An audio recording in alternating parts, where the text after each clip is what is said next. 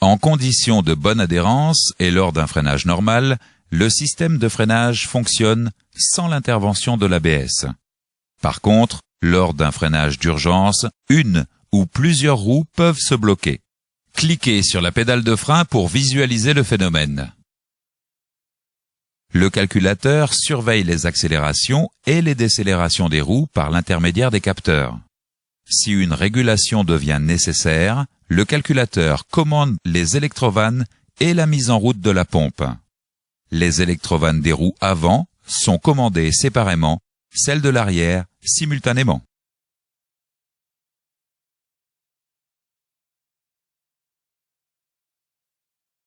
Partons du principe que l'essieu arrière doit être freiné avec une force inférieure à celle utilisée pour l'essieu avant.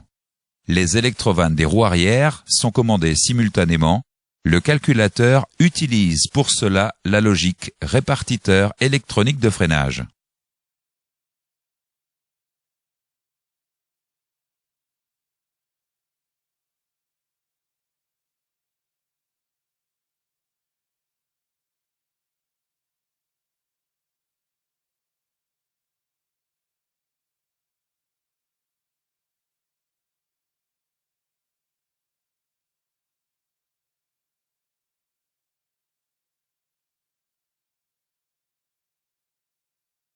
Le calculateur prend en compte l'information correspondant à la roue arrière qui tourne le moins vite.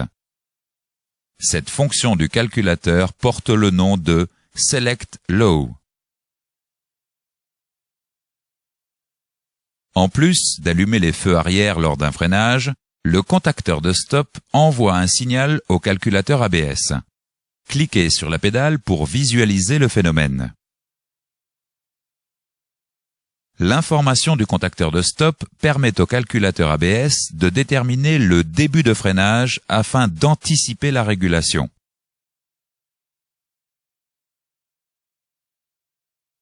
De même, au relâchement de la pédale, l'information du contacteur de stop permet au calculateur de quitter une régulation ABS plus rapidement.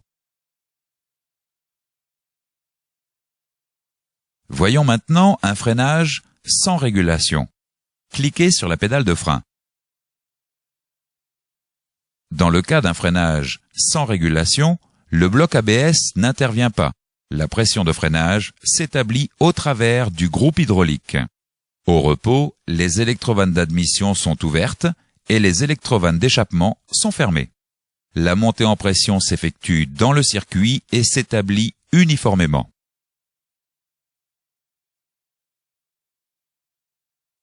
Voyons maintenant la phase du maintien de pression.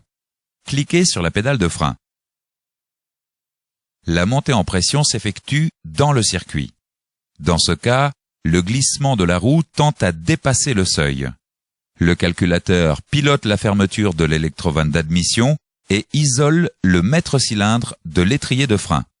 L'augmentation de la pression de freinage pour cette roue devient impossible.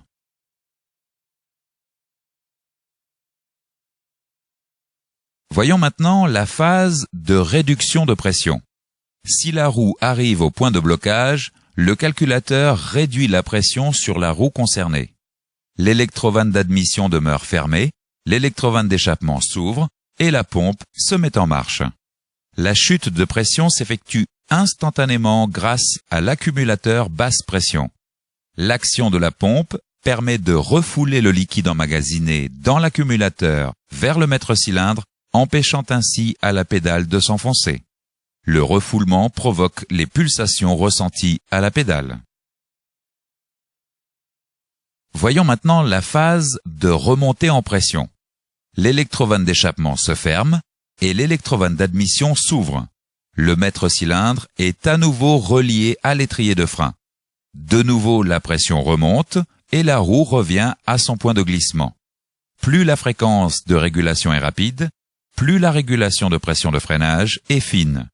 Les systèmes actuels peuvent faire entre 30 et 50 pulsations par seconde. Lorsque le système ABS cesse d'être fonctionnel, toutes les électrovannes sont désactivées et se replacent automatiquement à la position de repos. Le cycle de freinage classique est toujours disponible. Ainsi, la pression du circuit est directement admise dans les cylindres récepteurs. Le conducteur doit cependant connaître les conséquences d'une conduite sans ABS ou avec le système ABS hors service. Faisons maintenant quelques exercices avant de continuer. Quel élément annule la fonction ABS si le conducteur relâche la pédale de frein?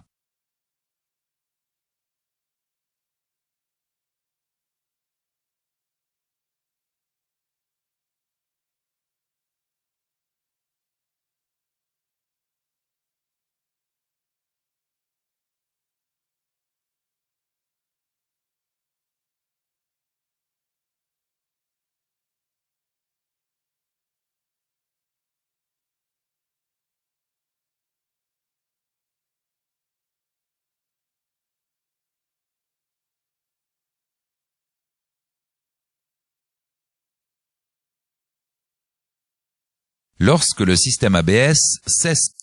Faisons maintenant quelques exercices avant de continuer. Quel élément annule la fonction ABS si le conducteur relâche la pédale de frein?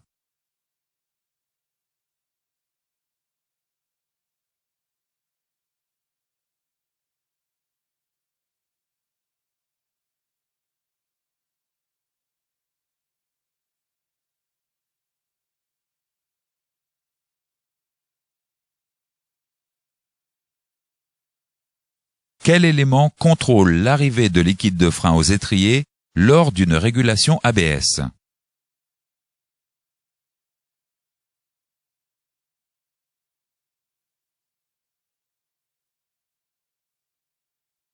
Quelle illustration représente la réduction de pression lors d'une régulation ABS?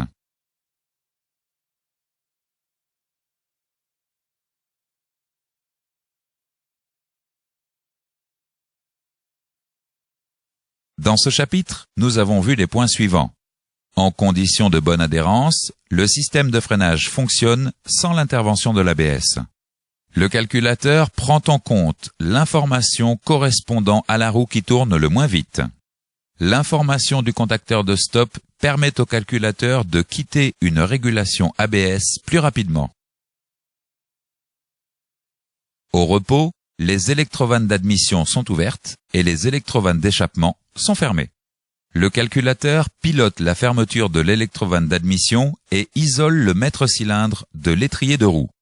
En réduction de pression, l'électrovanne d'échappement s'ouvre et la pompe se met en marche.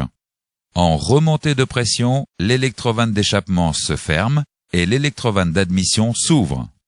Le cycle de freinage classique est toujours disponible.